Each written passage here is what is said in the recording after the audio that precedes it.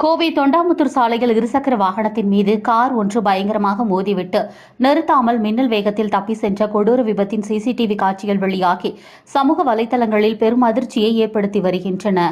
வாலிபர் ஒருவர் தனது இருசக்கர வாகனத்தில் தொண்டாமுத்தூர் சாலையின் மாதம்பட்டி அருகே சென்று கொண்டிருந்தார். அப்போது அவருக்கு பின்னால் கட்டுப்பாடற்ற அதிவேகத்துடன் வந்த கார் ஒன்று எதிர்பாரா விதமாக இருசக்கர வாகனத்தின் மீது பின்புறமாக பயங்கரமாக மோதியது.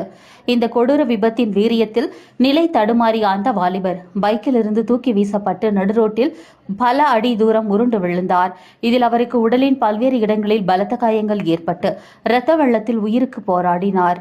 ஆனால் மனிதாபிமானமற்ற முறையில் விபத்து ஏற்படுத்திய அந்த கார் ஒரு நொடி கூட நிறுத்தாமல் சம்பவ இடத்திலிருந்து மின்னல் வேகத்தில் தப்பி சென்றது.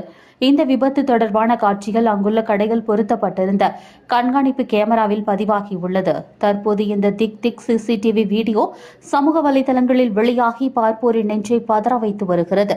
இச்சம்பவம் குறித்து தகவல் அறிந்த பேரூர் காவல்துறையினர் விபத்து தொடர்பாக வழக்கு பதிவு செய்துள்ளனர். சிசிடிவி காட்சிகளின் அடிப்படையில் விபத்தை ஏற்படுத்திவிட்டு நிற்காமல் சென்ற அந்த காரின் பதிவு எண்ணை கண்டறியும் பணியிலும் போலீசார் ஈடுபட்டுள்ளனர்.